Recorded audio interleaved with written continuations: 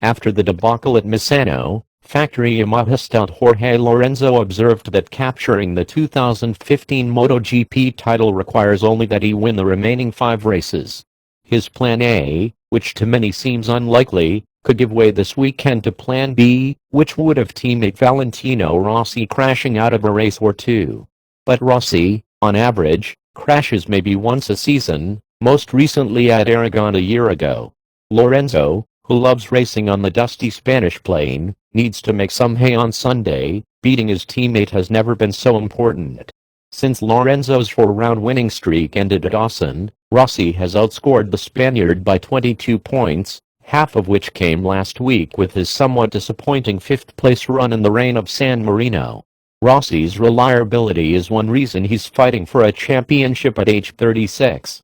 Since the beginning of the 2012 season, he has started and finished all but 3 races to Lorenzo's 5. Both are consistent, but Rossi has the edge. With all the craziness that went on at Misano, Jorge Lorenzo took the biggest hit, dropping him further behind Valentino Rossi for the championship.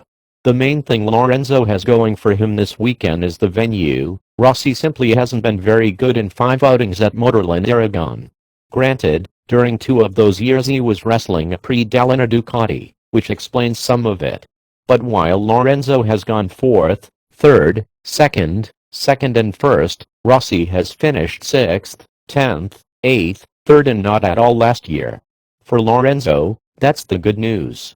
The bad news is that anything other than a solid win this weekend will put him in the trick locker, a nice working definition of the term pressure. Honda's Marc Marquez remains the wild card in the championship fight between the 2 Yamahas. I have failed to mention double defending world champion and factory Honda wonder boy Marc Marquez, who won last time out and is likely to be a major fly in the ointment for Lorenzo on Sunday. The young cattle and figures to be in the middle of things this weekend, complicating life more for Lorenzo than Rossi. Let's just call a spade and suggest that Lorenzo needs to beat both Rossi and Marquez at Aragon.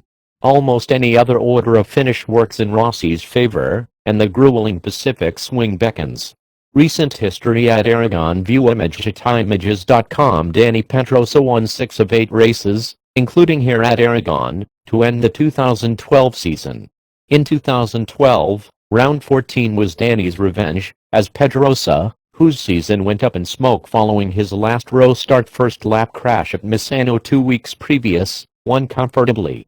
Lorenzo finished a conservative, relatively risk-free 2nd that day, while Monster Tech 3 scrapper Andrea Dovizioso pushed his satellite Yamaha to the limit on his way to a gratifying 3rd-place finish, joyfully pimping teammate Cal Crutchlow at the flag, and subsequent promotion to the factory Ducati team in 2013.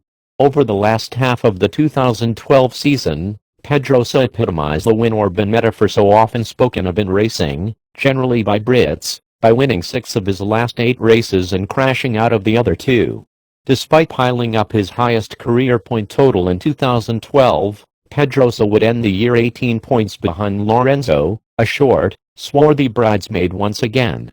In 2013, rookie Marc Marquez, unaware that Aragon was a Yamaha-friendly layout, calmly went out, took Lorenzo's best shot, and beat him by 1.3 seconds.